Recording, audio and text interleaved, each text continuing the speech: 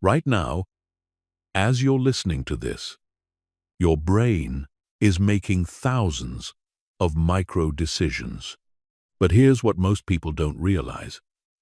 There's a split second between what happens to you and how you respond to it. In that split second lies the difference between those who control their lives and those who are controlled by their circumstances. This isn't about motivation or willpower. This is about rewiring your brain at a neurological level to become someone who responds with wisdom instead of reacting with emotion. By the end of this training, you'll have the exact system that high performers use to stay calm under pressure, make better decisions, and maintain control in any situation. Chapter 1. The split second that changes everything. Let me paint you a picture. Two people receive the exact same devastating email from their boss. Person A immediately fires back. An angry response, storms out of the office, and damages their career permanently. Person B takes a deep breath, pauses for 5 seconds, and responds professionally while planning their next strategic move. Same situation, completely different outcomes.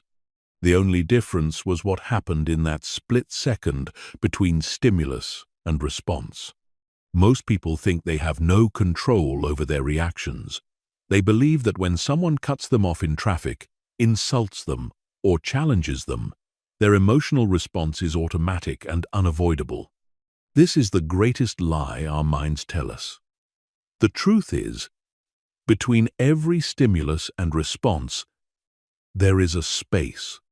In that space lies your power to choose your response, and in that choice lies your freedom and your future. Here's what's actually happening in your brain during that split second. When you encounter a trigger, whether it's criticism, stress, or conflict, your amygdala, the brain's alarm system, immediately floods your body with stress hormones like cortisol and adrenaline. This happens in about 150 milliseconds. Your heart rate spikes, your muscles tense, and your body prepares for fight, flight, or freeze. This is your reactive brain taking control. But here's the game changer. You have another part of your brain called the prefrontal cortex. This is your strategic brain, your rational brain, your response brain. The prefrontal cortex is responsible for impulse control, decision-making, and emotional regulation. The problem is, it takes about 500 milliseconds to fully activate. That means you have a 350 millisecond window where your reactive brain is in complete control unless you've trained yourself to bridge that gap. The people who seem naturally calm and composed haven't been blessed with better genetics or circumstances. They've simply trained their brains to activate the prefrontal cortex faster and more consistently. They've learned to recognize the early warning signs of reactivity and interrupt the pattern before it takes control. This isn't just a nice-to-have skill. This is the foundation of every other success skill you'll ever develop. Think about the most successful people you know. The leaders who stay calm in crisis. The negotiators who never lose their cool. The parents who respond to their children with patience instead of frustration. They all share this one fundamental ability. They've mastered the space between stimulus and response. They've trained their minds to pause, assess, and choose their response, rather than being hijacked by their emotions. This training isn't about suppressing your emotions or becoming a robot. It's about becoming the conscious architect of your responses instead of the unconscious victim of your reactions. When you master this skill, you'll notice that problems that used to trigger you barely register as inconveniences. Conflicts that used to escalate become opportunities for connection. Stressful situations that used to overwhelm you become challenges you can navigate with clarity and purpose. The research is clear. People who can regulate their emotional responses earn more money, have better relationships, enjoy better health, and experience significantly less stress and anxiety. They're not smarter or more talented. They're simply more skilled at managing the most important 6 inches on the planet, the space between their ears. Chapter 2. The Hidden Cost of Reactive Living. Before we dive into the solution, you need to understand exactly what reactive living is costing you.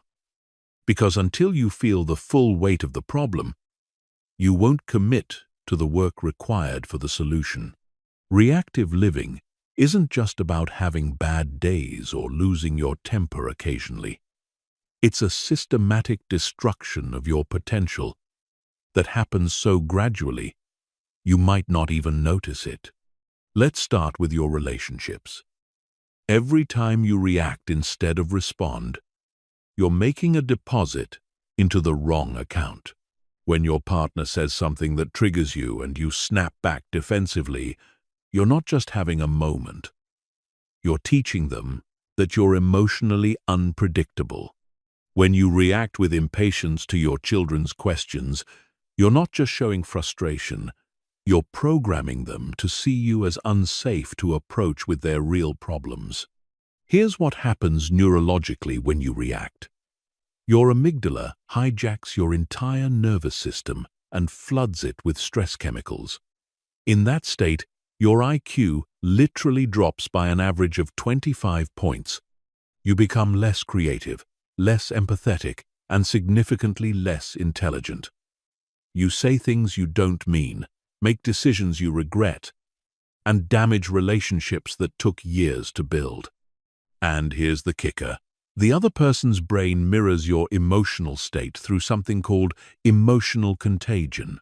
Your reactivity literally makes them more reactive too, creating a spiral of escalating negative emotions. In your professional life, reactive behavior is even more devastating because the consequences are more visible and longer lasting. That email you sent in anger becomes permanent evidence of your lack of emotional control. That meeting where you got defensive instead of listening becomes the story people tell about your leadership ability. That moment when you interrupted your colleague because you felt threatened becomes the reason they stop bringing you opportunities. The most successful professionals have learned that every interaction is being unconsciously evaluated on 2 levels: competence and emotional safety. People might respect your technical skills, but they'll only trust you with real responsibility if they believe you can stay calm under pressure. They need to know that when things get difficult, you'll be part of the solution, not part of the problem. But the deepest cost of reactive living is what it does to your relationship with yourself. Every time you react instead of respond, you're reinforcing a neural pathway that says, "I am not in control of my own mind." You're strengthening the identity of someone who is at the mercy of their emotions, their circumstances, and other people's behavior. Over time, this creates a learned helplessness, where you start to believe that your emotional reactions are just who you are, rather than patterns you can change. This learned helplessness then becomes a self-fulfilling prophecy. You stop trying to improve your responses because you've convinced yourself it's impossible. You accept mediocrity in your relationships because you believe conflict is inevitable. You settle for less in your career because you don't trust yourself to handle challenging situations professionally. You live a smaller life not because you lack potential, but because you've never learned to access the potential that exists in that space between stimulus and response. The physiological cost is just as real. Chronic reactivity keeps your nervous system in a constant state of hypervigilance. Your cortisol levels remain elevated, which suppresses your immune system, disrupts your sleep, and accelerates aging. Your digestive system struggles because your body is constantly preparing for threats that aren't actually life-threatening. Your cardiovascular system works overtime, increasing your risk of heart disease and stroke. Reactive living doesn't just damage your relationships and career, it literally shortens your lifespan. Perhaps, most tragically, reactive living robs you of your ability to learn and grow from difficult experiences. When you're in a reactive state, your brain is focused solely on survival, not learning. You miss the valuable feedback that challenging situations provide. You fail to see the patterns in your triggers. You don't develop the emotional intelligence that comes from conscious reflection on your responses. Instead of becoming wiser and more skilled through your experiences, you simply accumulate emotional scar tissue. The opportunity cost is enormous. Every moment you spend in reactivity is a moment you're not spending in creativity, problem-solving, or genuine connection. Every relationship damaged by poor emotional regulation is a network of opportunities lost. Every professional situation mishandled due to reactivity is a chance for advancement that disappears. The life you could be living, the relationships you could be enjoying, the career you could be building, the peace you could be experiencing, all of it remains just outside your reach as long as you remain a prisoner to your reactive patterns. Chapter 3. The Neuroscience of Response versus Reaction. Now that you understand what reactive living costs you, let's dive deep into what's actually happening in your brain and how you can rewire it for response instead of reaction. This isn't just theory. This is the neurobiological foundation that will give you complete confidence in your ability to change these patterns permanently. Your brain has essentially two operating systems. The first is your limbic system, which includes the amygdala and operates at lightning speed to keep you alive. This system evolved over millions of years, when immediate physical threats were a daily reality. If a predator appeared, you needed to react instantly. Think later. Survive now. The amygdala can process a threat and trigger a full stress response in just 150 milliseconds. That's faster than you can consciously process what's happening. The second operating system is your prefrontal cortex, which is essentially your CEO brain. This is where executive function, emotional regulation, strategic thinking, and impulse control live. The prefrontal cortex can override the amygdala's reaction, but it needs about 500 milliseconds to fully come online. This creates what neuroscientists call the amygdala hijack window, 350 milliseconds, where your reactive brain is in complete control unless you've specifically trained to bridge this gap. Here's the breakthrough understanding that changes everything. Your brain cannot tell the difference between a physical threat and an emotional threat. When someone criticizes your work, interrupts you in a meeting, or cancels plans at the last minute, your amygdala responds exactly as if you were being chased by a predator. Your heart rate spikes, stress hormones flood your system, and your higher brain functions shut down. You're literally experiencing a survival response to a situation that requires strategic thinking. But here's where it gets interesting.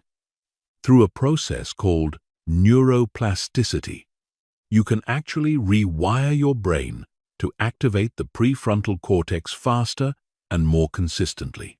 Every time you successfully pause and choose your response, instead of reacting automatically, you're strengthening neural pathways that make this choice easier next time. You're literally building new highways in your brain that lead to emotional regulation instead of emotional explosion. The key mechanism is something called cognitive control networks. These are neural circuits that connect your prefrontal cortex to your limbic system, allowing your rational brain to communicate with and regulate your emotional brain. The stronger these networks become, the more easily you can maintain emotional equilibrium under pressure. And these networks get stronger every single time you practice pausing, breathing, and choosing your response consciously. Research from Harvard Medical School shows that people who practice emotional regulation techniques for just 8 weeks show measurable changes in brain structure. The prefrontal cortex literally grows thicker and more connected. The amygdala becomes less reactive and more regulated. These aren't just functional changes. These are actual physical transformations in your brain that make emotional control your new default rather than something you have to force. The fascinating part is that this works through what's called top-down regulation. Instead of trying to suppress or control your emotions directly, you're training your prefrontal cortex to send calming signals down to your limbic system. It's like having an excellent manager who can calm down an overwhelmed employee, not by dismissing their concerns, but by providing perspective, resources, and a clear plan of action. Another crucial piece of the neuroscience is understanding mirror neurons. These are brain cells that fire both when you perform an action and when you observe someone else performing that action. This is why emotional states are contagious. Your calm, regulated state actually helps regulate the nervous systems of people around you. When you respond instead of react, you're not just helping yourself. You're creating a field of emotional safety that benefits everyone in your environment. The neurotransmitter systems involved are equally important. Chronic reactivity depletes your serotonin and dopamine while flooding your system with cortisol and adrenaline. This creates a neurochemical state that makes reactivity more likely and response more difficult. But when you practice emotional regulation, you increase production of GABA, which calms the nervous system, and strengthen your ability to produce serotonin and dopamine naturally. You're literally changing your brain chemistry to support emotional stability. Perhaps most importantly, you need to understand that your brain's primary job is pattern recognition and prediction. Every time you react to a trigger, you're teaching your brain that this is the appropriate response to this type of situation. You're strengthening a neural pattern that says, when this happens, we do this. But every time you pause and respond differently, you're creating a new pattern. You're teaching your brain that you have choices, that you can handle challenging situations with grace, and that you are in control of your own mental and emotional state. The beautiful thing about neuroplasticity is that your brain remains changeable throughout your entire life. It doesn't matter how long you've been reactive, how ingrained your patterns seem, or how many times you've tried and failed to change. Every moment offers a new opportunity to choose response over reaction. And every choice strengthens the neural networks that make future choices easier. Chapter 4. The Awareness Foundation. Before you can respond instead of react, you must develop what I call emotional awareness. The ability to recognize your emotional state and triggers before they hijack your nervous system. This isn't about analyzing your feelings or diving deep into psychology. This is about developing real-time awareness of your internal state, so you can intervene before your amygdala takes control. Most people live with almost zero emotional awareness. They go from calm to angry, from peaceful to anxious, from confident to insecure, without any conscious recognition of the transition. It's like driving a car without a dashboard. You don't know you're running out of gas until the engine stops working. By the time they realize they're upset, they're already in full reaction mode, saying and doing things they'll regret later. Developing emotional awareness starts with understanding your personal trigger patterns. Every person has a unique emotional fingerprint.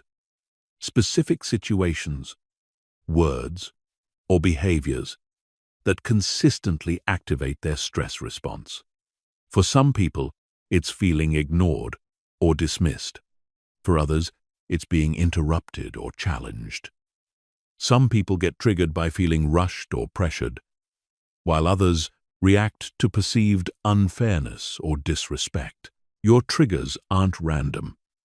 They're usually connected to your core values, past experiences, or unconscious fears. When someone or something threatens what you value most, whether that's respect, security, competence, or connection, your brain interprets this as a survival threat and activates your defensive systems. The key is to identify these patterns before they're activated, not after you've already reacted.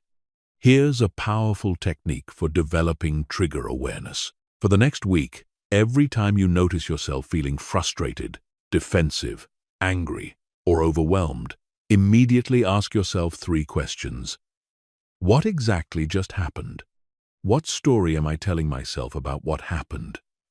And what deeper value or need feels threatened right now? Don't judge your answers. Just observe them with curiosity. You'll start to notice patterns. Maybe you consistently get triggered when people don't follow through on commitments because you value reliability. Maybe you react strongly to criticism because you have an unconscious fear of not being good enough. Maybe you get defensive when your expertise is questioned because competence is core to your identity. These insights are gold. They give you advance warning of situations where you'll need to be extra conscious about your response. The next level of awareness is somatic awareness, recognizing the physical sensations that accompany emotional activation. Your body always knows before your mind does that you're getting triggered. Your jaw might tighten, your shoulders might rise, your breathing might become shallow, or your stomach might clench. These physical signals are your early warning system, but only if you're paying attention to them. Practice what I call body scanning throughout your day. Every hour, take 30 seconds to notice what's happening in your body. Are your muscles tense or relaxed? Is your breathing deep or shallow? Is your jaw clenched or loose? Are your shoulders raised or dropped? This isn't about fixing anything. It's about developing awareness. The goal is to catch emotional activation in its early stages when you still have maximum choice about your response. Another crucial aspect of awareness is understanding your personal stress patterns. Some people's stress builds gradually throughout the day until they explode over something minor. Others can handle major challenges well but get triggered by unexpected disruptions. Some people's emotional regulation is affected by lack of sleep, hunger, or overstimulation. Others are more sensitive to social dynamics or time pressure. Start tracking your emotional patterns in relation to these variables. Are you more reactive when you're hungry? Do you lose emotional control more easily when you're overstimulated? Are you more likely to react poorly to criticism early in the morning or late at night? This isn't about making excuses for poor behavior. It's about understanding your optimal conditions for emotional regulation and planning accordingly. The most advanced level of awareness is what psychologists call metacognition, thinking about thinking. This is the ability to observe your own mental processes in real time. Instead of being lost in your thoughts and emotions, you develop the capacity to step back and watch them, like a scientist observing an experiment. You notice thoughts like, "I'm telling myself that he did this on purpose," or "I'm making this situation more dramatic than it needs to be." This observer perspective is incredibly powerful because it automatically creates space between you and your emotional reactions. When you can observe your thoughts and emotions instead of being consumed by them, you're already well on your way to choosing your response. You realize that thoughts and emotions are just information. They don't have to control your behavior unless you choose to let them. The key to developing this observer perspective is practice without judgment. Every time you catch yourself in a reactive state, instead of criticizing yourself for reacting, celebrate yourself for noticing. Awareness itself is the first step toward change. You can't change what you can't see, but once you can see it clearly, change becomes not just possible, but inevitable. Chapter 5. The Pause Power Method.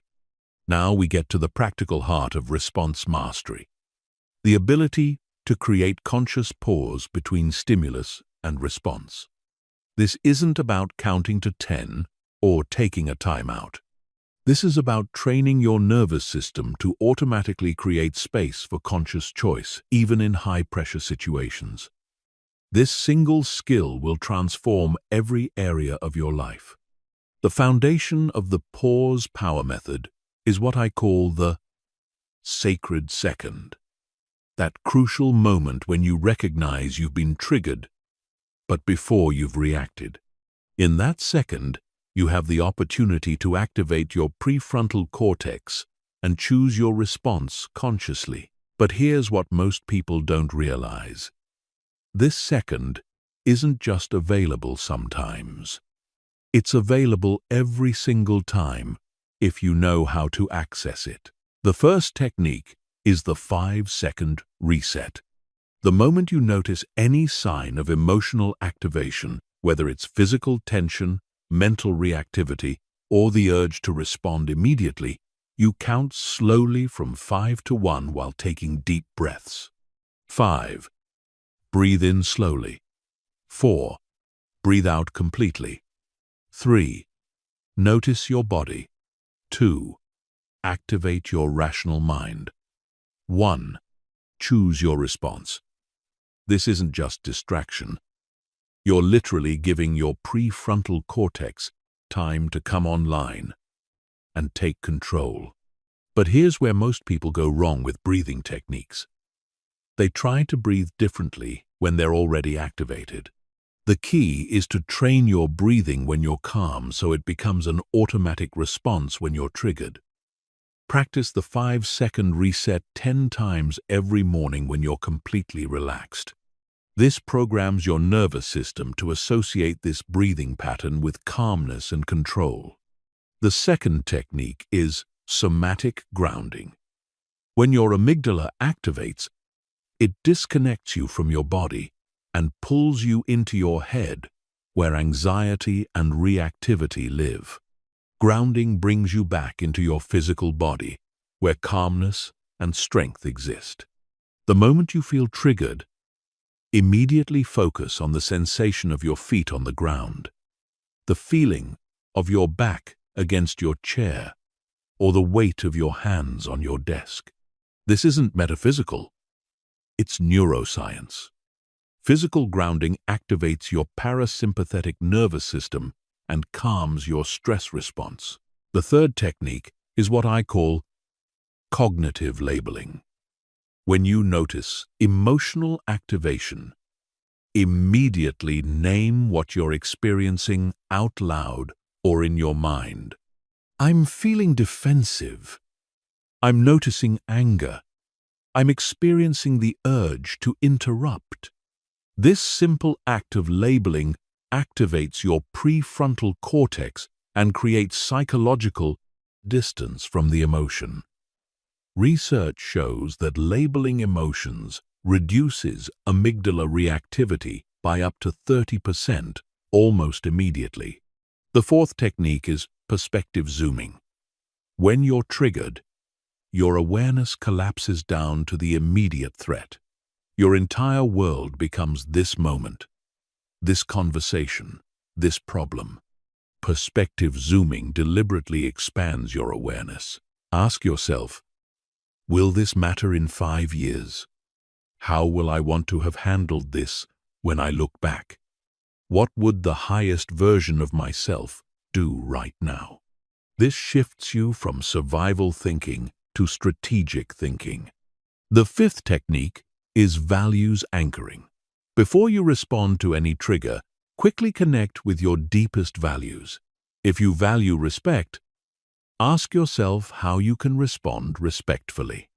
If you value growth, ask how you can use this situation to become stronger.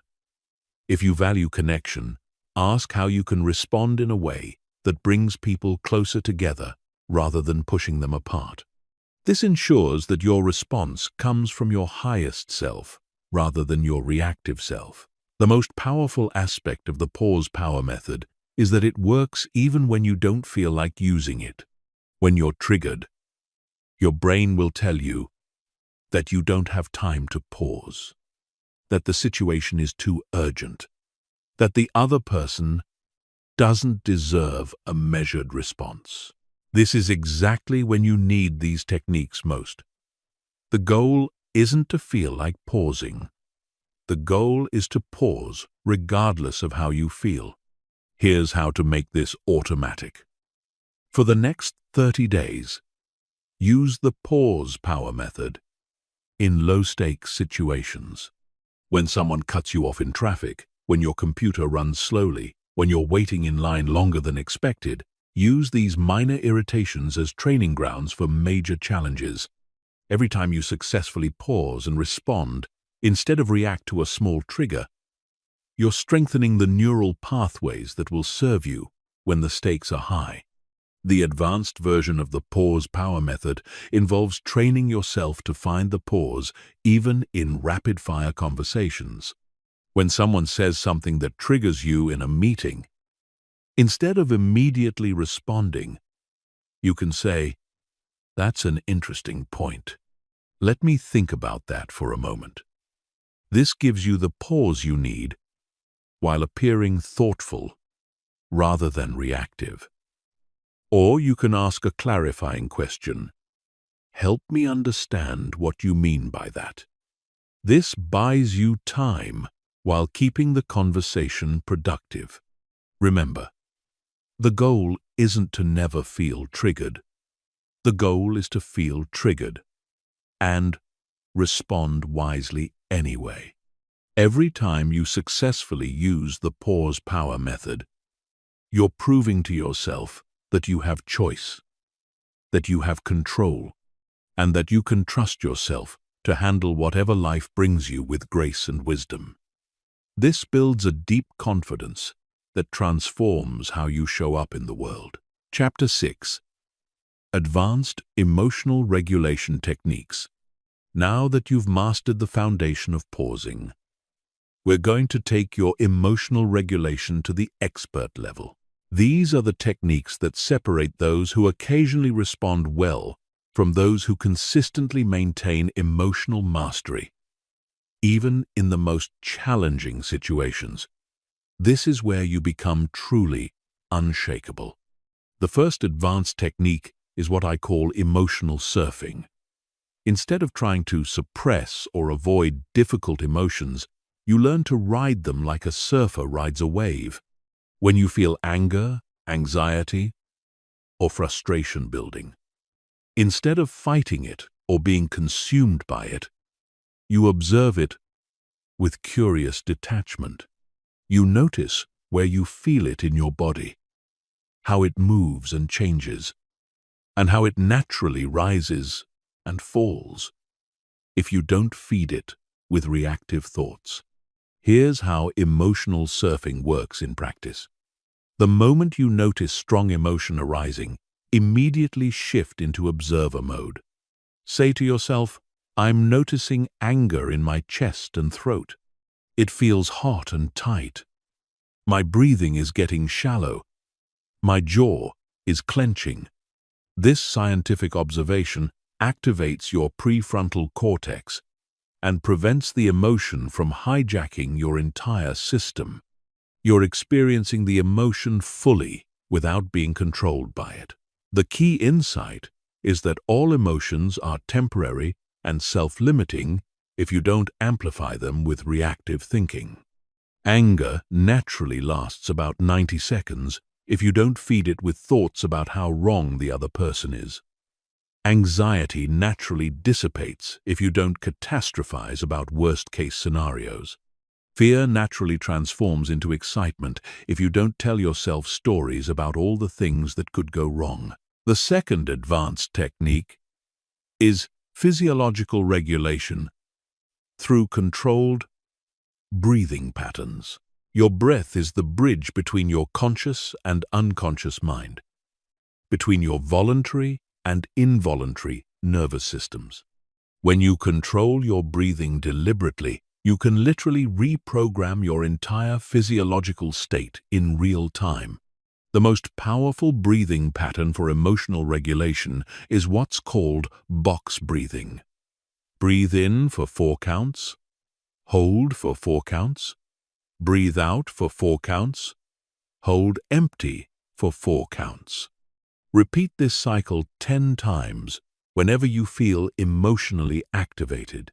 This pattern balances your autonomic nervous system, reduces cortisol production, and activates your parasympathetic nervous system, which is responsible for calm, clear thinking. But here's the advanced application. You can customize your breathing patterns for different emotional states. When you're feeling anxious or overwhelmed, extend your exhale to be twice as long as your inhale. This activates your vagus nerve and sends immediate calming signals to your brain. When you're feeling low energy or unmotivated, make your inhale longer than your exhale to energize your system. When you need laser focus, use equal count breathing with brief retention. The third advanced technique is cognitive reappraisal in real time. This is the ability to consciously reframe a situation while you're still in it, not just afterwards when you're reflecting on what happened. Most people get stuck in their initial interpretation of events, but master responders can shift their perspective instantly to create better outcomes. Here's how real-time reappraisal works. When someone criticizes your work, instead of immediately thinking, "They're attacking me," you can instantly reframe it as, "They're giving me valuable feedback that could make this better."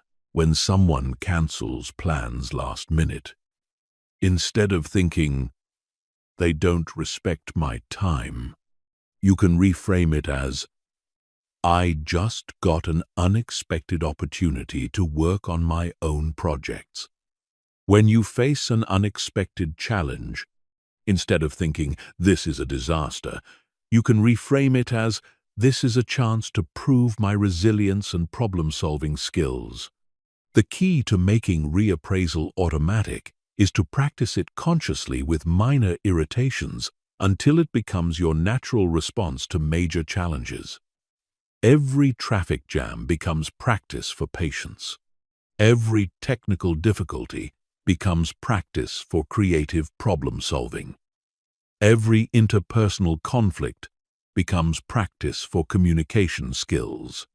You're literally rewiring your brain to find opportunity and growth in every situation. The fourth advanced technique is energy management through emotional granularity. Most people have a very limited emotional vocabulary. They're either fine, good, bad, or stressed.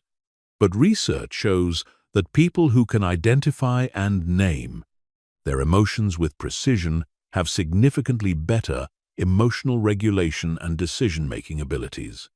Instead of saying you're upset, train yourself to identify whether you're disappointed, frustrated, overwhelmed, anxious, or discouraged. Each of these emotions contains different information and requires different responses. Disappointment might need acceptance and revised expectations. Frustration might need problem-solving action. Overwhelm might need prioritization and delegation. Anxiety might need grounding and perspective. Discouragement might need connection and encouragement. The more precisely you can identify your emotional state, the more precisely you can respond to it. This prevents you from applying the wrong solution to the wrong problem, which often makes emotional situations worse rather than better. The fifth advanced technique is what I call emotional Aikido, using the energy of difficult emotions to create positive outcomes. In martial arts, Aikido teaches you to redirect an opponent's force rather than meeting it with opposing force. The same principle applies to emotional mastery. Instead of fighting against difficult emotions or trying to push them away, you learn to redirect their energy toward positive action. When someone makes you angry, instead of attacking them back, you can redirect that energy into passionate advocacy for what you believe in. When you feel anxious about a challenge, you can redirect that energy into thorough preparation and strategic planning.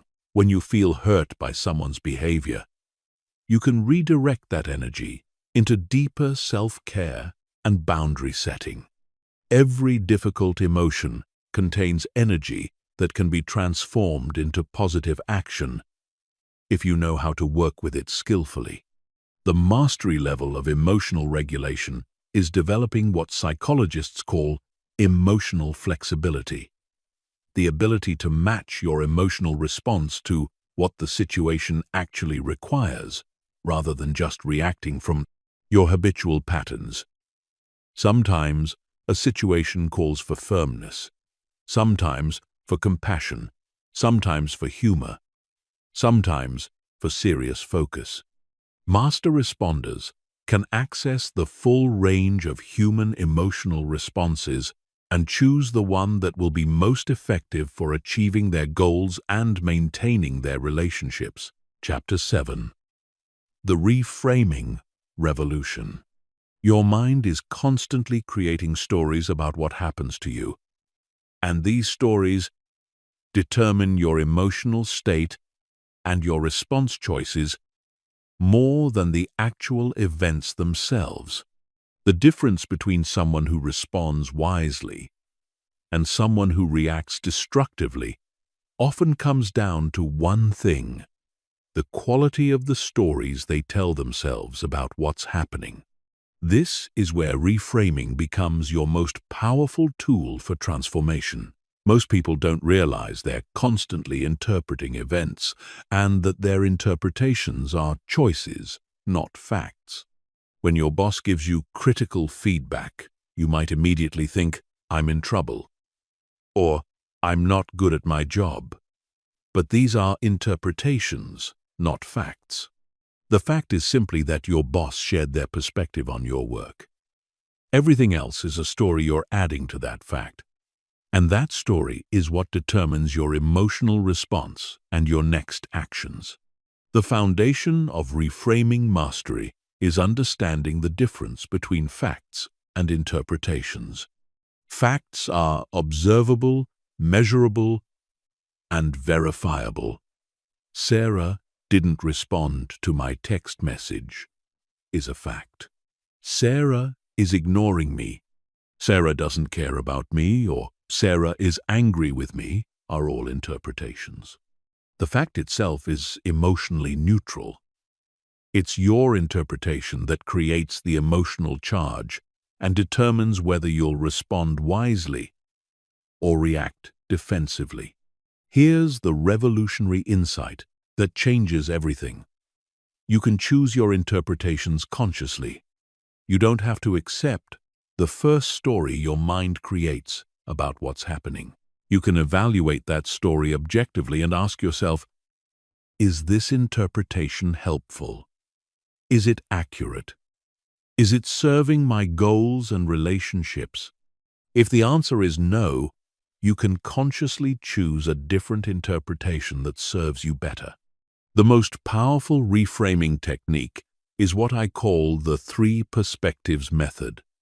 Whenever you find yourself upset about a situation, you consciously generate 3 different interpretations of what's happening. The first is your automatic interpretation, the story, your reactive mind immediately created. The second is the most generous interpretation you can imagine.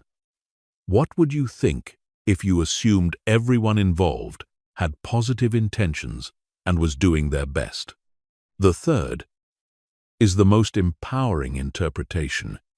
What story about this situation would leave you feeling most capable and motivated to create a positive outcome? Let's say a colleague interrupts you during a presentation. Your automatic interpretation might be, they're trying to undermine me, or they don't respect me. The generous interpretation might be, they're excited about the topic and want to contribute, or they just thought of something important they didn't want to forget. The empowering interpretation might be, this is an opportunity to demonstrate my expertise by handling the interruption gracefully, or this shows that my presentation is generating engagement and discussion. Notice that all 3 interpretations could be true. You don't have access to your colleague's internal motivations, but they create completely different emotional states and response options. The first interpretation leads to defensiveness and conflict. The second leads to understanding and patience. The third leads to confidence and skillful action. You have the power to choose which story you believe and act from. Another advanced reframing technique is temporal reframing, consciously shifting your time perspective to reduce emotional reactivity.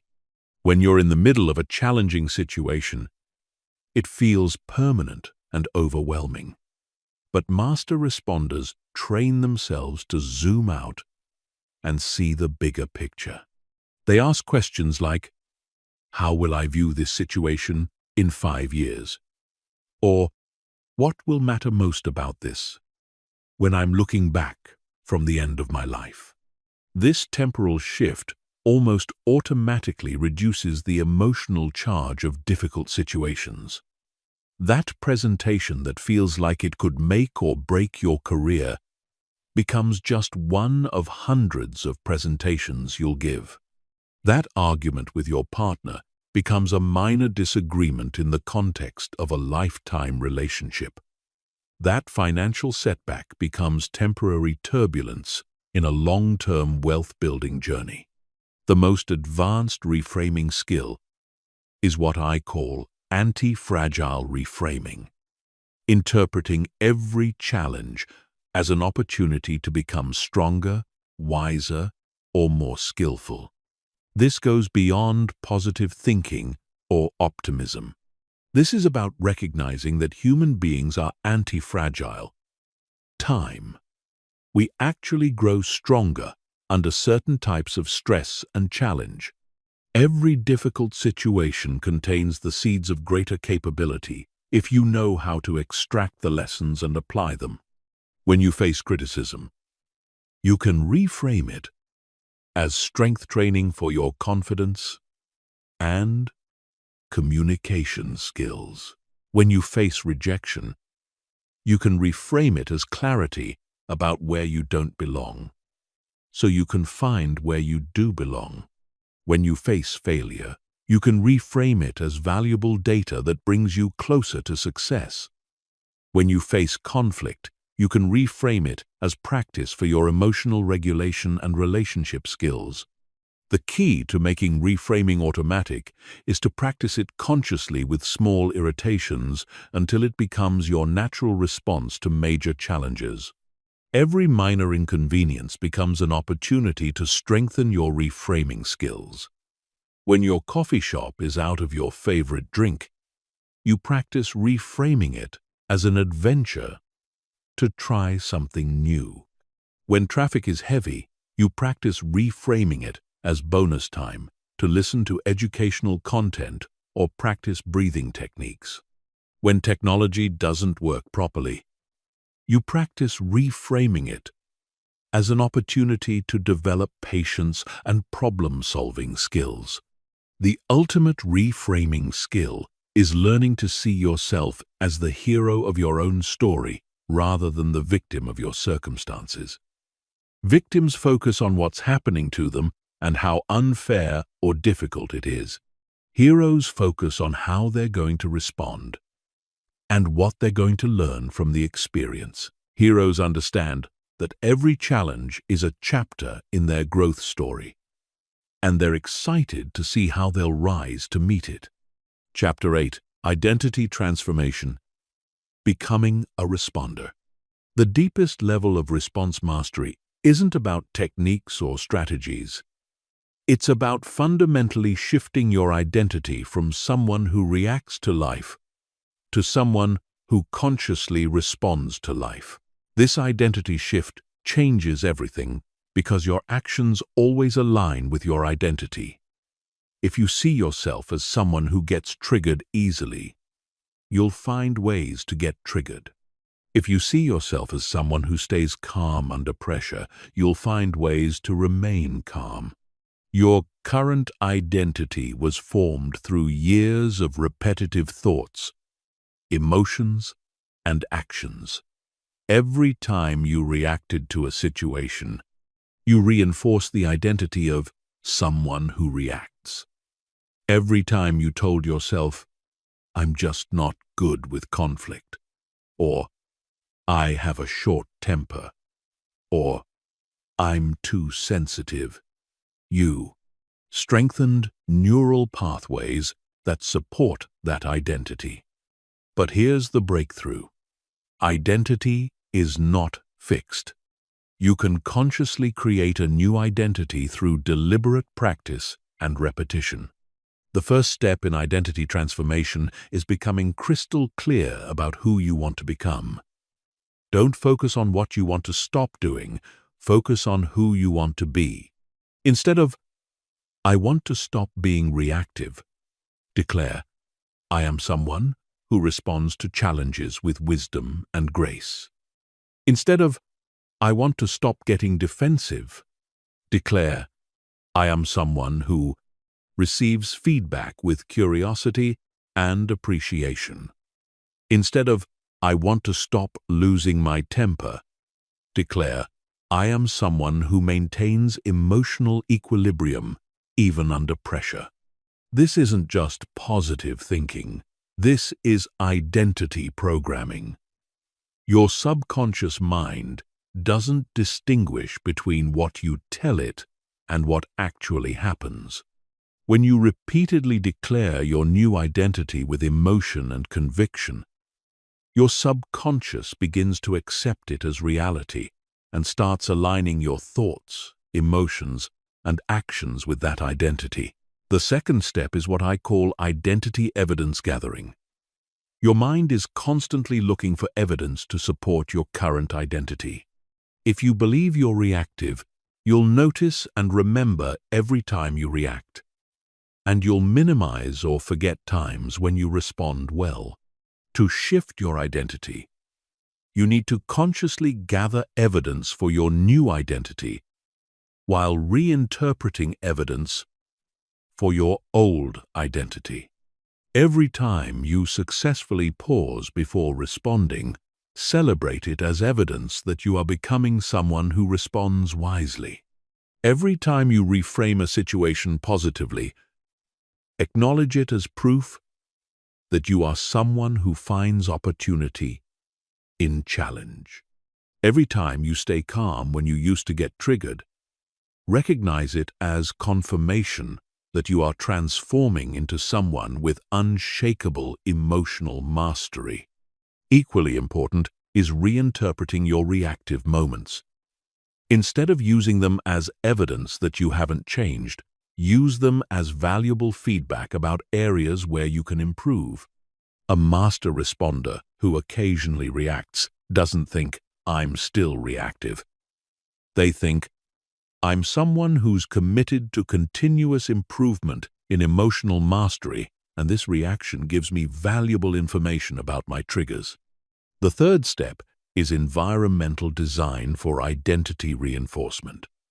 Your environment constantly influences your identity through the people you spend time with, the content you consume, and the activities you engage in.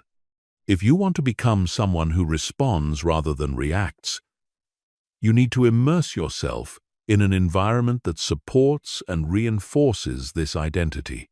Surround yourself with people who model emotional maturity and conscious response. Read books, listen to podcasts, and consume content that reinforces the mindset and skills of someone who has mastered emotional regulation.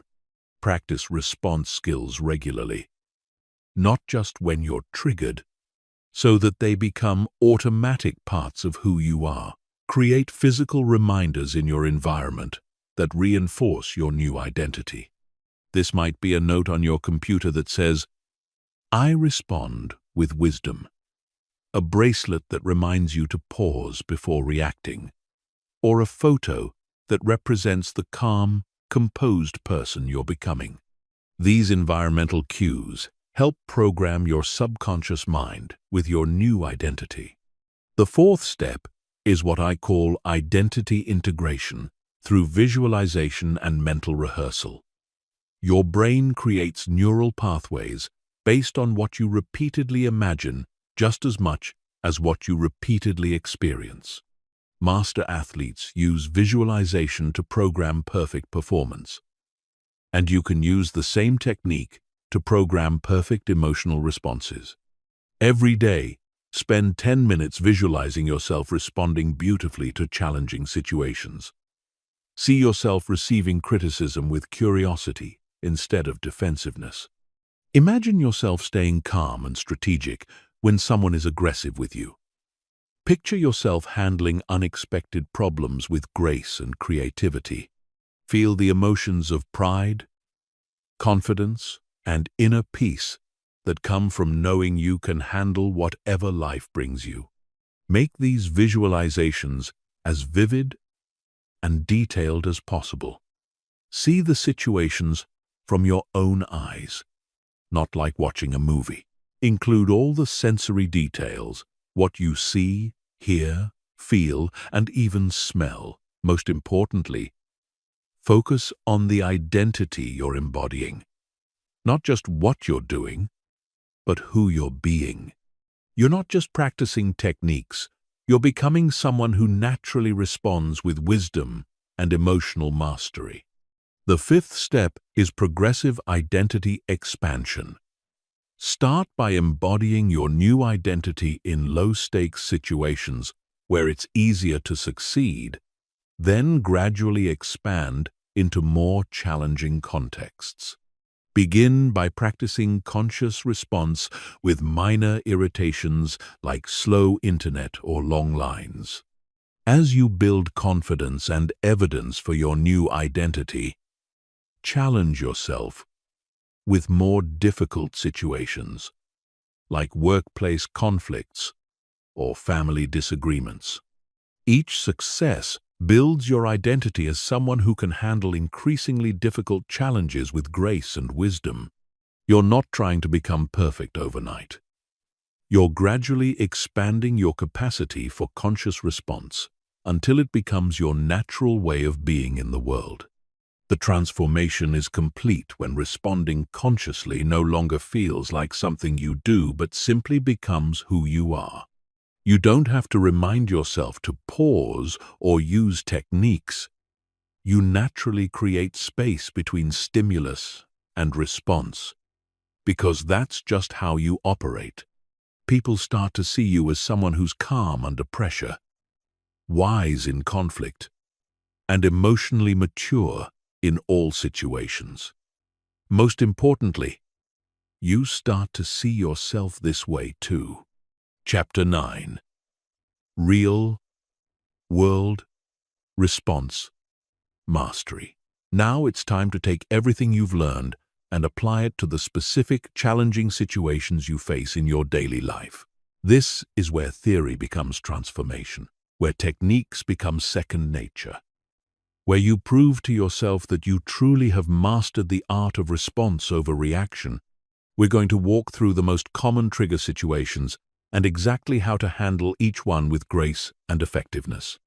Let's start with workplace conflicts, because this is where reactive behavior can have the most immediate and visible consequences for your career and reputation. Picture this scenario. You're in a meeting, and a colleague publicly disagrees with your proposal in a way that feels dismissive or disrespectful. Your immediate impulse might be to defend yourself, prove them wrong, or dismiss their concerns. But a master responder handles this completely differently. First, you recognize the physical sensations of being triggered. Maybe your face feels flushed, your jaw tightens, or your heart rate increases.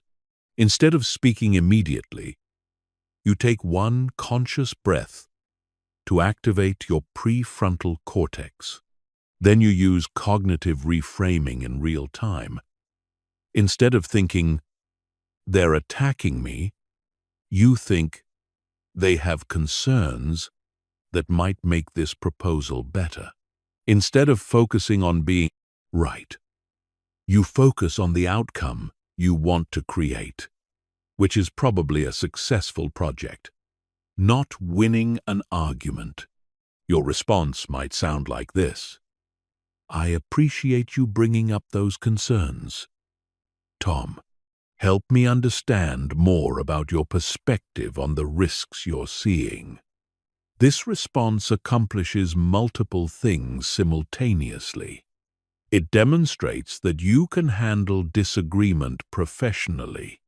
It gathers information that might actually improve your proposal. It keeps the focus on the project's success rather than personal ego. And it models emotional maturity that enhances your reputation as a leader. The key insight is that workplace conflicts are never really about the surface issue. They're always about respect, recognition, competence, or control. When someone challenges your idea, they might really be saying, "I want my expertise to be valued," or "I'm concerned about being blamed if this goes wrong." When you respond to the underlying need instead of just the surface challenge, you often transform conflicts into collaboration. Now let's tackle personal relationships, where emotional triggers run deeper because the stakes feel higher. Imagine your partner says something that feels critical or dismissive. Your reactive brain immediately interprets this as an attack on your worth or a threat to the relationship. Your impulse might be to defend yourself, criticize them back, or withdraw and shut down. But master responders understand that intimate relationships require a different kind of response mastery. The first step is recognizing that your partner's behavior is usually about their own internal state, not about you. If they're being critical, They might be feeling overwhelmed, unappreciated, or disconnected. If they're being distant, they might be processing something difficult or feeling insecure. This doesn't excuse hurtful behavior, but it helps you respond to the person instead of just reacting to the behavior. Your response might sound like this: I'm noticing that what you just said brought up some hurt for me, and I want to understand what's going on for you right now. Are you feeling stressed about something? This response accomplishes several things. It takes responsibility for your own emotional experience without blaming them. It expresses vulnerability rather than defensiveness. It invites connection instead of escalating conflict. And it demonstrates the emotional maturity that deepens intimacy over time. The advanced skill in relationship response mastery is learning to repair quickly when you do react poorly. Even master responders occasionally get triggered and say things they regret. The difference is that they take responsibility quickly, repair the disconnection, and use the experience to strengthen the relationship rather than damage it. A simple repair might sound like, I realize I got defensive just now instead of really listening to you. I care about understanding your perspective. Can we start over? Let's address one of the most challenging contexts for response mastery: dealing with truly difficult or unreasonable people. These are situations where someone is being aggressive, manipulative, or deliberately provocative. Your reactive brain will tell you that these situations require strong defensive responses. But master responders know that difficult people are actually the best teachers for advanced emotional regulation skills. The key principle is that you cannot control other people's behavior, but you can control your response to their behavior. When someone is being unreasonable, your goal isn't to make them reasonable. It's to maintain your own center while protecting your boundaries. This might mean staying calm while clearly stating what you will and won't accept. It might mean asking clarifying questions that help diffuse their reactivity. Or it might mean removing yourself from the situation while maintaining your dignity. Your response to difficult behavior might sound like this: I can see that you feel strongly about this. I want to find a solution that works for both of us, and I think we'll be more successful if we can keep this conversation respectful. Are you willing to work with me on that? This response acknowledges their emotion without accepting poor treatment. It maintains focus on solutions rather than getting drawn into drama, and it gives them an opportunity to regulate their own behavior. High-pressure situations like public speaking, job interviews, or performance evaluations require a different kind of response mastery. These situations trigger anxiety and self-doubt, which can cause you to react by over-preparing to the point of paralysis, avoiding the situation entirely, or performing below your capability because you're focused on your nervousness rather than your competence. Master responders reframe high-pressure situations as opportunities to demonstrate their skills rather than threats to their security. They use pre-performance rituals that activate confidence and focus rather than anxiety and doubt.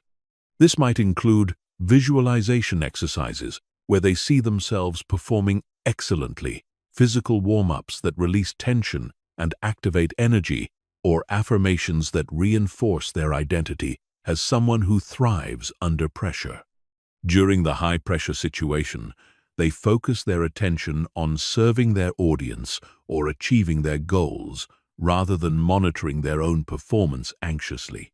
They breathe deeply to maintain access to their full intelligence and creativity. And they remember that their worth as a person isn't determined by their performance in any single situation. The ultimate test of response mastery is handling truly unexpected crises or emergencies. These are situations where you don't have time to think through techniques or strategies. 2. You have to respond from your trained instincts. This is where all your practice with minor irritations pays off. When you've trained yourself to pause and respond consciously to small triggers, this capacity automatically extends to large triggers as well. The goal isn't to never feel stressed or scared in crisis situations. The goal is to think clearly and act effectively, even while experiencing intense emotions. Master responders can feel fear while still assessing their options rationally. They can feel overwhelmed while still prioritizing actions effectively. They can feel angry while still communicating strategically. Chapter 10. The compound effect of conscious response. As we reach the culmination of this training, I want you to understand that mastering response over reaction isn't just about handling individual situations better. It's about completely transforming the trajectory of your entire life.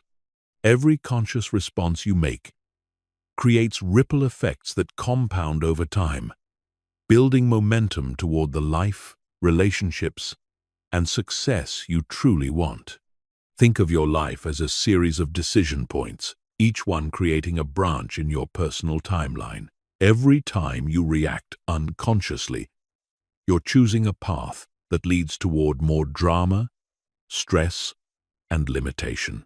Every time you respond consciously, you're choosing a path that leads toward more peace, effectiveness, and possibility. These choices might seem small in the moment, but their compound effect over months and years is absolutely massive. Consider your professional life. Every time you respond to criticism with openness instead of defensiveness, you're building a reputation as someone who's coachable and growth-oriented. Every time you handle conflict with wisdom, instead of reactivity, you're demonstrating leadership qualities that get noticed by decision-makers. Every time you stay calm under pressure, instead of getting overwhelmed, you're proving that you can be trusted with greater responsibility. Over time, these conscious responses compound into career acceleration. You get promoted faster because people trust your judgment. You're included in important projects because you're known for handling challenges well. You're offered opportunities because your reputation precedes you. Your entire professional trajectory shifts upward because you've trained yourself to respond rather than react consistently over time. The compound effect is even more profound in your relationships. Every time you respond to your partner's stress with compassion instead of taking it personally, you're making deposits into the emotional bank account of your relationship. Every time you respond to your children's challenging behavior with patience instead of frustration, you're building their sense of safety and your bond with them. Every time you respond to friends' needs with generosity instead of resentment, you're deepening connections that will support you throughout your life. These relationship investments compound exponentially. Your marriage becomes a source of strength rather than stress, because both partners feel safe to be vulnerable and authentic. Your children come to you with their real problems because they trust your response. Your friendships deepen into genuine support networks because people know they can count on you to show up with wisdom and care during difficult times.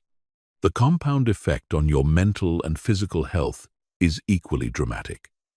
Every time you respond to stress with conscious breathing instead of tension, you're training your nervous system to stay regulated. Every time you respond to challenges with reframing instead of catastrophizing, you're strengthening neural pathways that support optimism and resilience. Every time you respond to setbacks with learning instead of self-criticism, You're building unshakable confidence in your ability to handle whatever life brings you.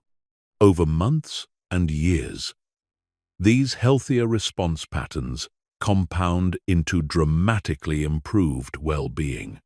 Your baseline stress level decreases significantly because you're not constantly activating fight or flight responses. Your sleep improves because you're not lying awake rehashing conflicts or worrying about problems. Your energy increases because you're not depleting yourself with emotional drama. Your immune system strengthens because you're not chronically flooding your body with stress hormones. Perhaps most importantly, the compound effect of conscious response creates what I call gravitational transformation. You become the kind of person who naturally attracts positive people and opportunities into your life. When you consistently demonstrate emotional maturity, wisdom under pressure, and skillful communication, people want to be around you, work with you, and include you in their successes. This happens because conscious responders create what psychologists call psychological safety for the people around them. Others feel calmer, more creative, and more confident when they're with you, because they know you won't react unpredictably or create unnecessary drama. This makes you magnetic to other high-quality people who also value emotional maturity and conscious living. The advanced understanding is that your response mastery doesn't just benefit you, it benefits everyone in your environment through what neuroscientists call emotional contagion. When you remain calm and centered, you literally help regulate other people's nervous systems. When you respond to conflict with wisdom, you invite others to respond more wisely as well. When you model emotional maturity, you give others permission to evolve beyond their reactive patterns too. This creates positive feedback loops where your conscious responses inspire others to respond more consciously, which creates environments where everyone performs at higher levels, which attracts even more conscious people, which accelerates everyone's growth. You become a catalyst for positive transformation, not just in your own life, but in your entire social and professional ecosystem. The ultimate compound effect is that conscious response becomes your new identity and your natural way of being in the world. You no longer have to think about techniques or remember strategies. Responding wisely becomes as automatic as breathing. You develop what ancient wisdom traditions call unshakable presence, a deep inner stability that remains constant regardless of external circumstances. From this place of mastery, challenges become adventures, conflicts become opportunities for deeper connection, and setbacks become stepping stones to greater success. You've trained your mind so thoroughly that stress activates your creativity instead of your anxiety. Pressure activates your clarity instead of your confusion, and uncertainty activates your curiosity instead of your fear. The compound effect of years of conscious response is a life of increasing freedom, effectiveness, and fulfillment. You wake up each day knowing that whatever happens, you have the skills and awareness to handle it with grace. You move through the world with quiet confidence because you trust yourself completely to respond wisely to whatever arises. You've become the person you always had the potential to be, someone who shapes reality through conscious choice rather than being shaped by unconscious reaction. This is the promise and the power of training your mind to respond rather than react. Every pause you take, every breath you breathe, every conscious choice you make is an investment in the extraordinary life that awaits you on the other side of emotional mastery. The question isn't whether this transformation is possible. The question is whether you're ready to claim it. Chapter 11. The 90-Day Response Mastery Protocol. Now that you understand the principles and techniques of response mastery, it's time to create a systematic implementation plan that will make these skills automatic and permanent in your life. This isn't about trying harder or relying on willpower. This is about creating a structured 90-day protocol that rewires your brain through deliberate practice and progressive challenge. The reason we use a 90-day framework is based on neuroscience research that shows it takes approximately 66 to 90 days of consistent practice to create automatic neural pathways. During this period, you're literally rebuilding your brain's default response patterns. The first 30 days focus on awareness and basic pause techniques. The second 30 days focus on advanced regulation and reframing skills. The final 30 days focus on integration and real-world mastery. Days 1 through 30 are your foundation phase. Your primary focus during this month is developing trigger awareness and mastering the basic pause response. Every morning, spend 10 minutes practicing the 5-second reset breathing pattern when you're completely calm. This programs your nervous system to associate this breathing with peace and control, making it automatically available when you're triggered. Throughout each day, practice micro-pauses with minor irritations. When your computer loads slowly, pause and breathe before reacting with frustration. When someone cuts you off in traffic, pause and reframe before reacting with anger. When you have to wait longer than expected, pause and find gratitude before reacting with impatience. These small moments are your training ground for bigger challenges. Keep a daily response journal during this first month. Each evening, write down 3 situations where you noticed emotional activation, how you handled each one, and what you learned. Don't judge your performance. Simply observe and learn. You're building self-awareness and recognizing your personal trigger patterns. Most importantly, celebrate every small win. Every moment you pause instead of reacting immediately is evidence that you're rewiring your brain successfully. The key insight for this first month is that you're not trying to be perfect. You're simply trying to increase your awareness of the space between stimulus and response. Some days you'll catch yourself after you've already reacted. And that's still progress, because awareness is the first step toward change. Some days you'll catch yourself in the middle of reacting and choose a different path, which is even better. And some days you'll pause before reacting at all, which is excellent. Days 31 through 60 are your development phase. Now that you've built basic awareness and pause skills, you're ready to add advanced techniques. This month focuses on emotional regulation, cognitive reframing, and identity shifting. You're moving from simply stopping reactive patterns to actively creating wise response patterns. Each morning during this phase, spend 15 minutes doing visualization exercises where you see yourself responding beautifully to challenging situations. Picture yourself receiving criticism with curiosity, handling conflict with grace, and staying calm under pressure. Make these visualizations as vivid as possible, including how it feels emotionally to respond with such mastery. You're programming your subconscious mind with new patterns of response. Throughout each day, practice advanced reframing techniques with medium-level challenges. When someone is difficult or unreasonable, practice the 3 perspectives method to find generous and empowering interpretations. When you face setbacks or disappointments, practice temporal reframing to see the bigger picture. When you encounter criticism or feedback, practice anti-fragile reframing to find the growth opportunity hidden in the challenge. This is also when you begin deliberately seeking slightly uncomfortable situations to practice your skills.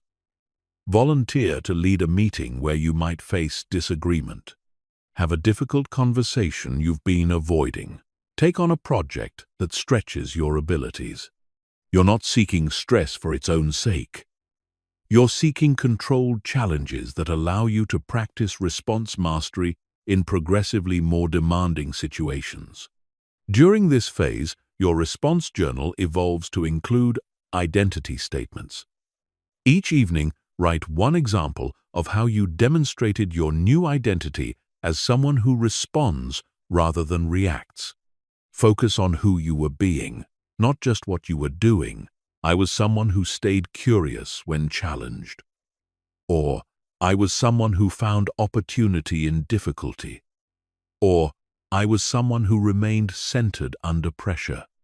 Days 61 through 90 are your mastery phase. This final month is about integration, automation, and real-world stress testing. Your response skills should now feel increasingly natural, and you're ready to handle more complex and challenging situations with confidence. The focus shifts from practicing techniques to embodying a new way of being. You're no longer someone who uses response techniques. You're someone who naturally responds with wisdom and emotional mastery. Your morning practice during this phase includes meditation or mindfulness exercises that reinforce your identity as someone with unshakable inner peace and clarity. Throughout each day, you actively seek leadership opportunities where you can model emotional maturity for others. You become the person who stays calm when everyone else is stressed, who finds solutions when others see only problems, who brings wisdom to conflicts and challenges. You're not just practicing for yourself anymore. You're becoming a source of stability and wisdom for your entire environment. This is also when you begin teaching these concepts to others, which deepens your own mastery. Share what you're learning with family members, colleagues, or friends who are struggling with emotional reactivity. Teaching forces you to understand the concepts at a deeper level and reinforces your own commitment to conscious response. The final week of your 90-day protocol includes a comprehensive review and integration process. Look back at your journals from all 3 phases and notice how much you've changed. Celebrate the transformation you've created through consistent practice and commitment. Set intentions for continuing your growth beyond the formal 90-day period. Most importantly, understand that this 90-day protocol isn't the end of your journey. It's the foundation for a lifetime of continuous growth in emotional mastery. You've built the neural pathways and established the habits that will serve you for the rest of your life. From this point forward, maintaining your response mastery requires only consistent practice and ongoing commitment to growth. The beauty of this systematic approach is that it works regardless of your starting point, your personality, or your past patterns of reactivity. The brain's capacity for neuroplasticity means that anyone can rewire their response patterns through deliberate practice. The 90-day protocol simply provides the structure and progression that makes this transformation both achievable and sustainable. Chapter 12: Overcoming Resistance and Setbacks. As you begin implementing response mastery in your life, you will encounter resistance both from your own mind and from your environment. This resistance isn't a sign that you're failing or that change is impossible. It's a natural and predictable part of any meaningful transformation. Understanding how to work with resistance rather than fighting against it is crucial for long-term success. The first type of resistance comes from your own subconscious mind. which is programmed to keep you safe by maintaining familiar patterns, even when those patterns no longer serve you. Your subconscious doesn't distinguish between what's good for you and what's familiar to you. It simply tries to keep you operating in ways that have allowed you to survive so far.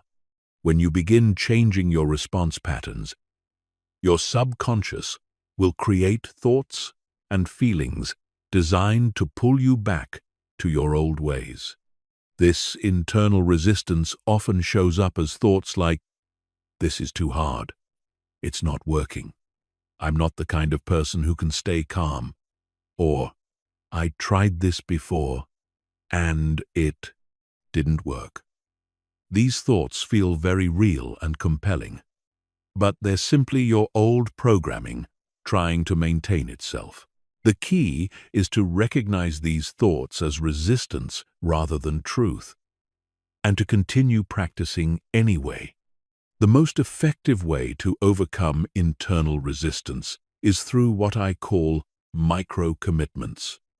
Tiny, sustainable actions that build momentum without triggering your subconscious alarm system. Instead of trying to transform overnight, commit to just 5 minutes of morning breathing practice. Instead of attempting to never react again, commit to pausing just 1 second longer before responding. Instead of trying to love criticism, commit to taking 1 conscious breath when you receive feedback. These micro-commitments work because they're small enough to bypass your resistance while still creating real neurological change. Each tiny success builds evidence for your new identity and makes slightly bigger commitments feel achievable. Over time, these micro-commitments compound into massive transformation. The second type of resistance comes from your environment. The people, situations, and systems around you that are accustomed to your old patterns of reactivity. When you begin responding differently, others might unconsciously try to pull you back into familiar dynamics. Family members might escalate conflicts when you stop reacting defensively. Colleagues might test your boundaries when you stop responding with stress and overwhelm. This isn't malicious. It's simply human beings' unconscious tendency to maintain familiar patterns. Environmental resistance often shows up as increased provocations just as you're learning new response skills. It's almost as if the universe is testing your commitment to change by presenting you with especially challenging situations. People might seem more difficult. Circumstances might feel more stressful, and problems might appear more frequently. This is actually a positive sign. It means your new energy is shifting the dynamics around you. And these challenges are opportunities to solidify your new patterns. The key to handling environmental resistance is to remember that you can only control your own responses, not other people's behavior. Stay focused on your own growth rather than trying to change or control others. Continue practicing your response skills consistently, regardless of how others behave. Over time, as your new patterns become stable, the people around you will adjust to your new way of being, and the provocations will decrease. Setbacks are another inevitable part of the transformation process. You will have days when you react exactly as you used to, despite all your practice and progress. You might lose your temper, get overwhelmed by stress, or fall back into defensive patterns. These setbacks don't mean you're failing. They mean you're human. And they provide valuable information about areas where you need more practice. The crucial skill for handling setbacks is what I call rapid recovery. The ability to get back on track quickly without spiraling into self-criticism or giving up entirely. When you notice you've reacted poorly, immediately shift into learning mode. rather than judgment mode. Ask yourself what triggered the reaction, what you can learn from the experience, and how you want to handle similar situations in the future. Most importantly, use setbacks as opportunities to practice self-compassion and recommitment. Treat yourself with the same kindness you would show a good friend who was learning a difficult skill. Acknowledge that learning new patterns takes time and practice, and that setbacks are a normal part of the process. Then recommit to your practice with renewed understanding rather than abandoning it out of discouragement. One of the most subtle forms of resistance is perfectionism, the belief that you should master these skills immediately and never struggle with emotional reactivity again. Perfectionism actually undermines your progress because it creates additional stress and self-judgment that make emotional regulation more difficult. The goal isn't perfection. The goal is progress and gradual improvement over time. Advanced practitioners understand that response mastery is a lifelong practice, not a destination. Even people who have practiced these skills for years occasionally get triggered and react in ways they regret. The difference is that they recover quickly, learn from the experience, and continue growing, rather than using temporary setbacks as evidence that change is impossible. Another common form of resistance is what psychologists call regression to the mean, the tendency to revert to old patterns during times of high stress or major life changes. When you're dealing with significant challenges like health problems, relationship difficulties, career transitions, or financial stress, your brain may default to familiar coping mechanisms even when you've been practicing new ones successfully. The key to navigating regression periods is to lower your expectations temporarily while maintaining your core practices. During highly stressful times, focus on the most basic response skills like conscious breathing and simple pauses. Don't try to be perfect. Just try to be slightly more conscious than you would have been in the past. These challenging periods often provide the most valuable opportunities for growth once you've navigated through them. Understanding and expecting resistance makes you much more likely to persist through the inevitable challenges of transformation. When you know that resistance is normal and temporary, you can work with it skillfully rather than being derailed by it. You develop what resilience researchers call implementation strength, the ability to continue moving toward your goals even when motivation is low or circumstances are difficult. The ultimate key to overcoming resistance is remembering your deeper why, the compelling reasons that motivated you to develop response mastery in the first place. When resistance arises, reconnect with your vision of who you want to become and how you want to impact the world. Remember the relationships you want to improve, the career success you want to achieve, and the inner peace you want to experience. This deeper motivation will carry you through temporary challenges and setbacks. Chapter 13. Advanced Integration Strategies.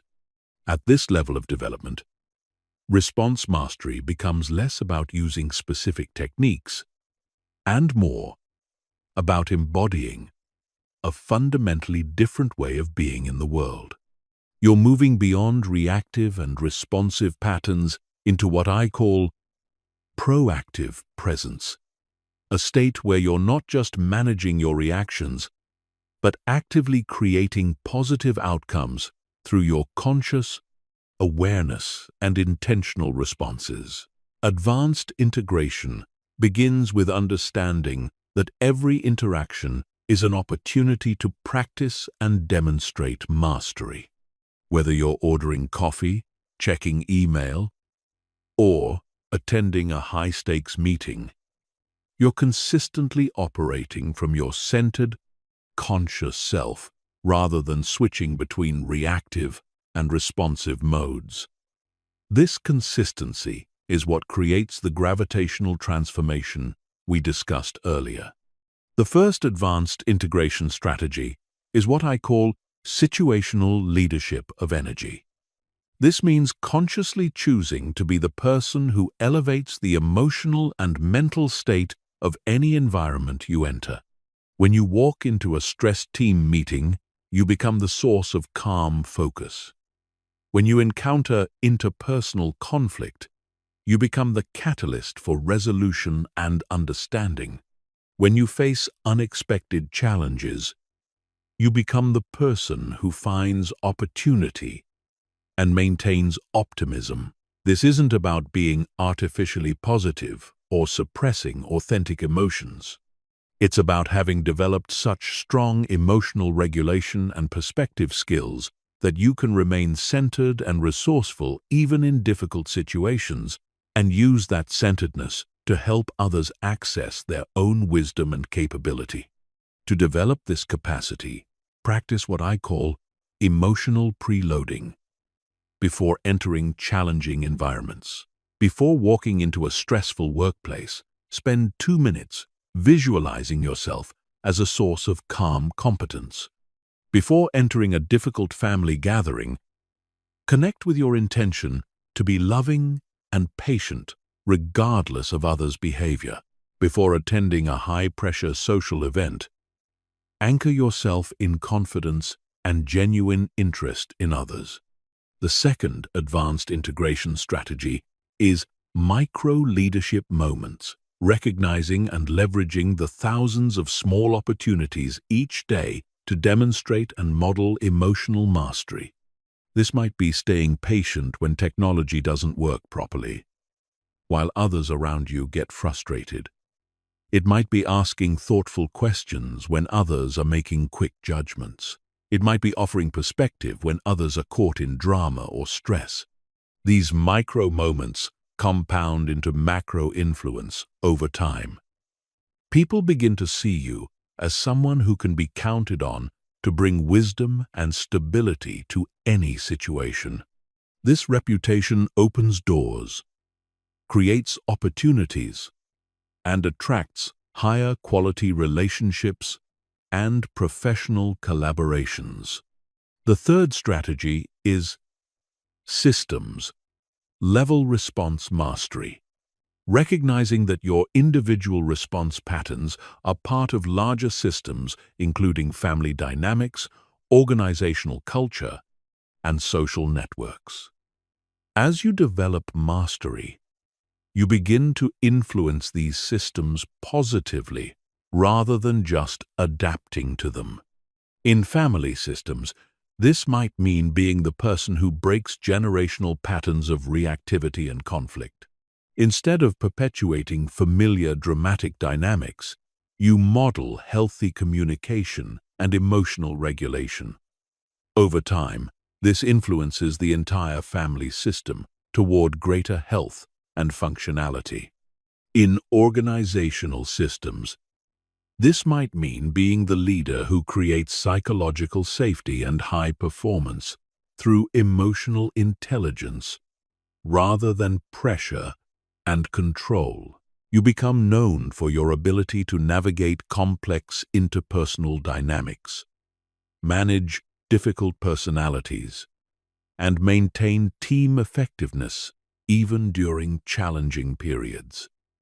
The fourth strategy is what I call adaptive response mastery. Developing the flexibility to match your response style to what each situation actually requires rather than having a limited range of responses. Sometimes a situation calls for gentle compassion, sometimes for firm boundaries, sometimes for playful humor, sometimes for serious focus.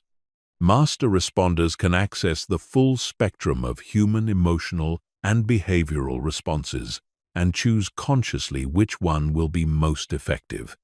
This requires developing what psychologists call emotional granularity, the ability to identify and express subtle distinctions in emotional states.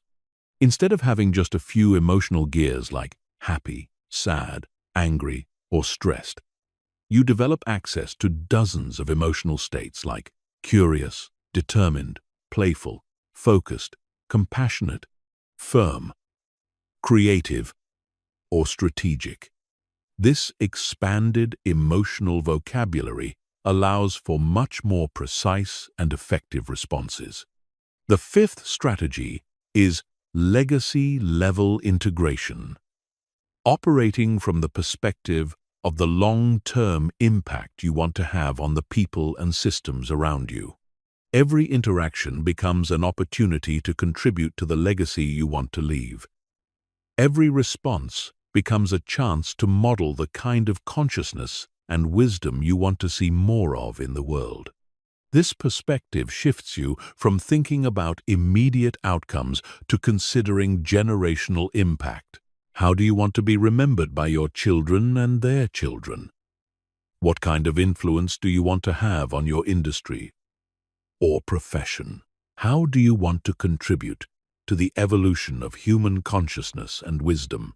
Operating from this legacy perspective naturally calls forth your highest and wisest responses. It becomes much easier to choose patience over reactivity when you remember that your children are learning how to handle stress by watching you. It becomes easier to choose integrity over expediency when you remember that your professional reputation will influence opportunities for decades. The most advanced integration strategy is what I call effortless mastery. The point where conscious response becomes so natural and automatic that it requires no effort or intention. You no longer have to remember to pause or choose your response. You naturally create space between stimulus and response, because that's simply how your nervous system operates now. At this level, emotional triggers don't disappear, but they're processed so quickly and skillfully that others rarely notice them. You might feel a momentary flash of irritation, disappointment, or concern, but it passes through your system like weather through the sky without creating reactive storms. This effortless mastery isn't achieved through willpower or control. It emerges naturally through years of consistent practice and integration. Like a master musician who no longer thinks about finger placement or breathing technique, you no longer think about response strategies because they've become integrated into your identity and automatic nervous system functioning. The beautiful paradox of advanced integration is that as your skills become more sophisticated and powerful, they also become more simple and natural. You're not using complex techniques or strategies. You're simply being yourself. But yourself has been transformed through dedicated practice into someone who embodies wisdom, emotional mastery, and conscious response as natural ways of being. Chapter 14. Maintaining Momentum and Lifelong Growth. Response mastery isn't a skill you learn once and then maintain without effort. It's a capacity that either grows stronger through consistent practice or gradually weakens through neglect.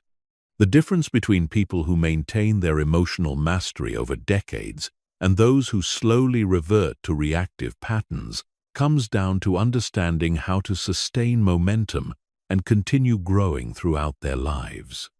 The foundation of lifelong mastery is what I call practice integration, weaving response mastery skills into your daily life so seamlessly that maintaining them requires no additional time or effort.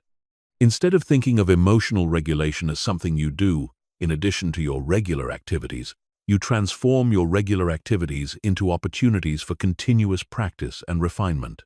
Your morning routine becomes practice for centering and intention setting.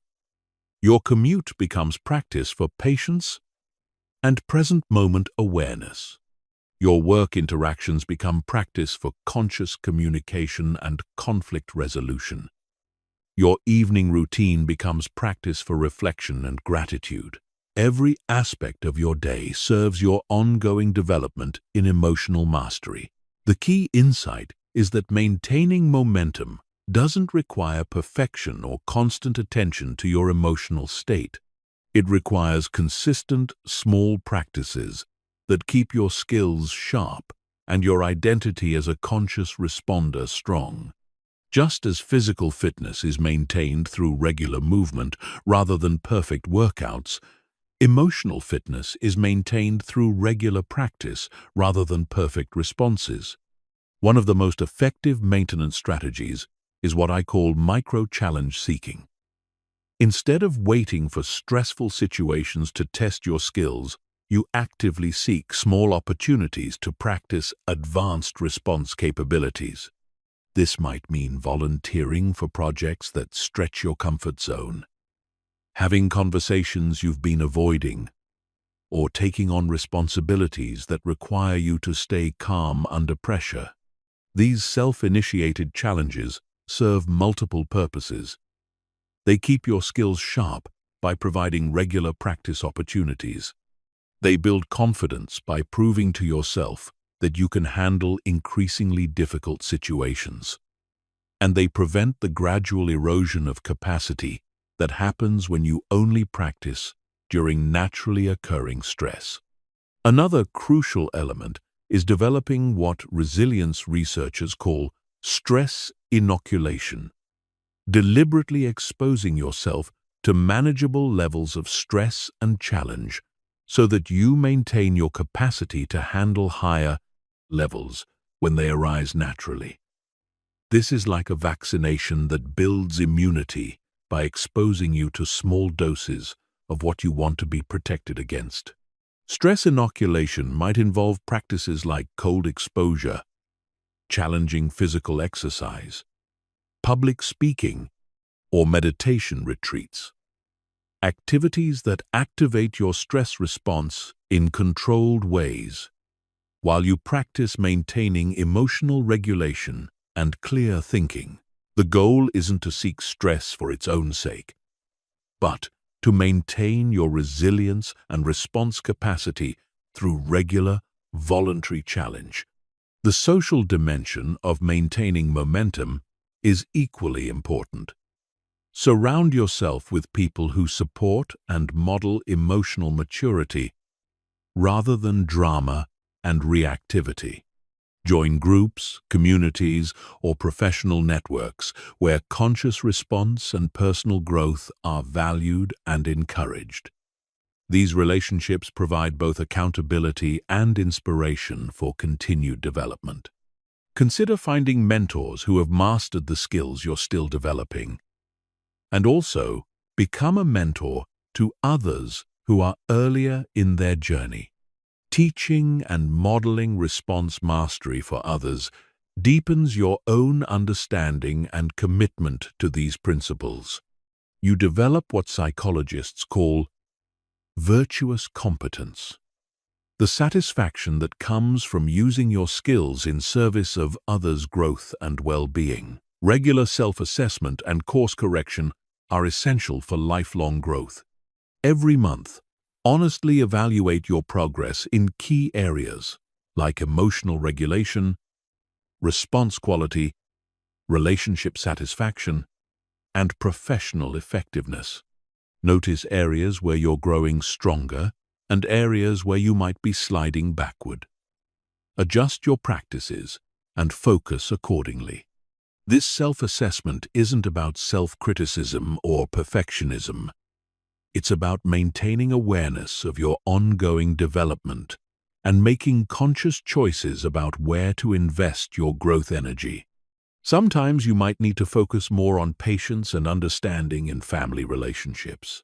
Other times, you might need to develop greater assertiveness and boundary setting in professional contexts. The concept of mastery phases is crucial for maintaining motivation over long periods. Understand that your development in response mastery will go through natural cycles of rapid growth, plateau periods, and integration phases. During rapid growth phases, you'll notice dramatic improvements in your emotional regulation and response quality. These periods are exciting and motivating. Plateau periods can be more challenging because progress feels slower or even stagnant.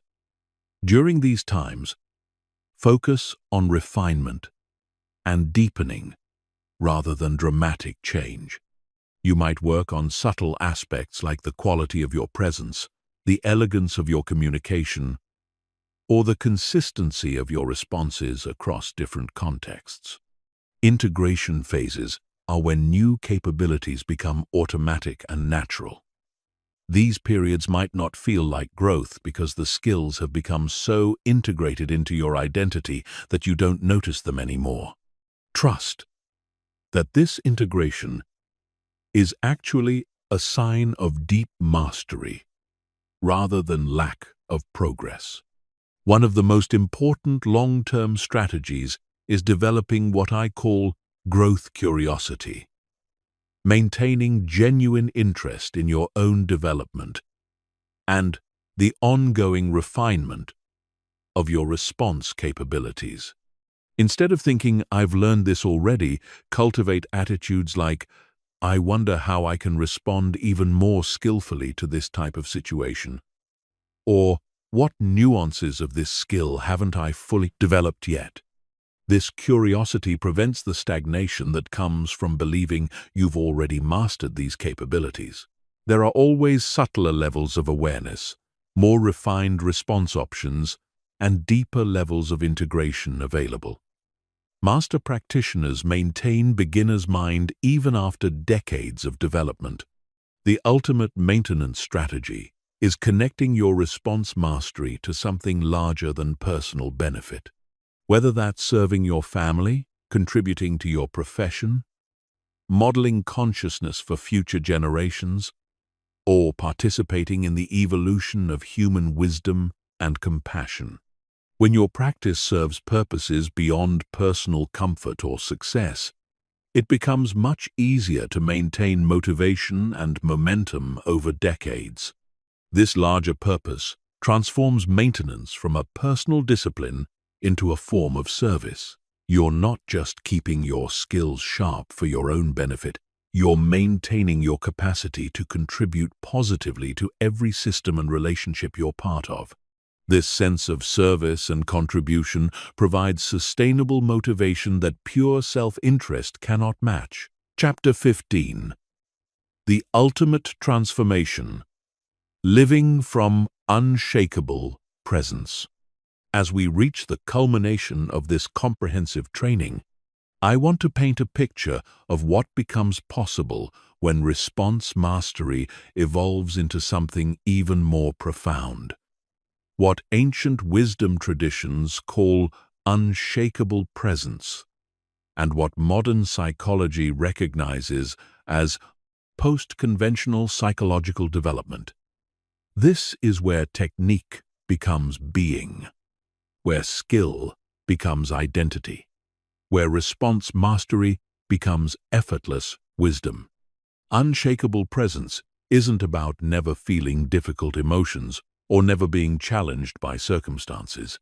It's about developing such deep inner stability that external situations no longer dictate your internal state. You become like a mountain that remains fundamentally unchanged whether the weather is stormy or calm, while still being responsive to environmental conditions. At this level of development, your emotional responses become like instruments in an orchestra that you can play with increasing subtlety and precision. You can access anger when strength and boundaries are needed, compassion when healing and understanding are required, excitement when inspiration and motivation are called for, and serenity when calm and stability are necessary. The full range of human emotion becomes available to you as conscious choices rather than unconscious reactions. This emotional mastery creates what researchers call psychological capital, an internal resource base that allows you to remain creative, generous, and effective even during periods of external challenge or uncertainty. When others around you are consumed by stress, overwhelm, or reactivity, you remain a source of clarity, wisdom, and solutions. This capacity makes you invaluable in every context, from intimate relationships to professional leadership. The ripple effects of this transformation extend far beyond your personal experience. When you operate from unshakable presence, you create what systems theorists call strange attractors. You become a gravitational center that draws people, opportunities, and resources toward higher levels of functioning. People feel calmer, more creative, and more capable in your presence because your nervous system helps regulate theirs. In your family relationships, this might manifest as becoming the person that others turn to during difficult times, not because you have all the answers, but because your presence itself is reassuring and your responses consistently demonstrate wisdom and love. Your children grow up with a template for emotional maturity because they've experienced it consistently in their daily environment. In your professional life, this might manifest as becoming a natural leader, regardless of your formal title or position. People seek your perspective during challenging decisions, include you in important opportunities, and trust you with increasing levels of responsibility because they've experienced your ability to remain centered and wise under pressure. The advanced understanding is that unshakable presence is both deeply personal and inherently relational. As you develop this capacity, you realize that your individual consciousness is inseparably connected to the consciousness of everyone around you. Your inner peace contributes to collective peace. Your emotional wisdom contributes to collective wisdom. Your conscious responses contribute to the evolution of human consciousness itself. This realization often leads to what developmental psychologists call self-transcendent motivation, the desire to contribute to something larger than personal success or happiness. You begin operating not just from your own needs and goals, but from a sense of responsibility to use your developed capacities in service of the greater good. This might manifest as mentoring others in emotional intelligence, creating environments that support psychological safety and human flourishing, or simply modeling the kind of consciousness you want to see more of in the world. The specific form matters less than the underlying shift from self-focused to service-focused motivation. One of the most profound aspects of this ultimate transformation is the development of what contemplative traditions call witnessing consciousness, the capacity to observe your own thoughts, emotions, and responses with loving detachment while remaining fully engaged with life. You develop a part of your awareness that can watch your human experience without being consumed by it. This witnessing capacity allows for unprecedented levels of choice and freedom. Even when you feel strong emotions, part of you remains connected to your essential stillness and wisdom. Even when you face significant challenges, part of you remains confident in your ability to navigate whatever arises with grace and skill. The paradox of advanced development is that, as your capacities become more sophisticated, your approach becomes more simple. You're not using complex techniques or strategies. You're simply being present with what is, while allowing your highly developed nervous system and consciousness to respond naturally and appropriately to each moment. This simplicity is the result of what learning theorists call unconscious competence. Skills that have been practiced so thoroughly that they operate automatically, without conscious attention. Just as a master craftsperson doesn't think about using their tools, you don't think about using response techniques because conscious response has become your natural way of being. The ultimate freedom comes from realizing that you don't need external circumstances to be any particular way for you to experience peace, joy, creativity, or fulfillment. These qualities become stable internal capacities rather than temporary states dependent on favorable conditions. You can be fundamentally happy whether you're facing success or setbacks, surrounded by supportive people or dealing with difficult personalities, experiencing health or managing illness. This doesn't mean becoming passive or indifferent to outcomes. You remain fully engaged with improving circumstances, achieving goals, and contributing positively to your relationships and community. But your well-being and effectiveness are no longer hostage to external variables because they arise from your developed internal capacities rather than favorable conditions. The vision I want to leave you with is of a life lived from this unshakable presence, a life where you move through each day knowing that whatever arises, you have the awareness, skills, and inner resources to meet it with wisdom and grace. A life where your relationships are characterized by genuine intimacy and mutual growth, because you're no longer defending against vulnerability or projecting your unresolved reactivity onto others.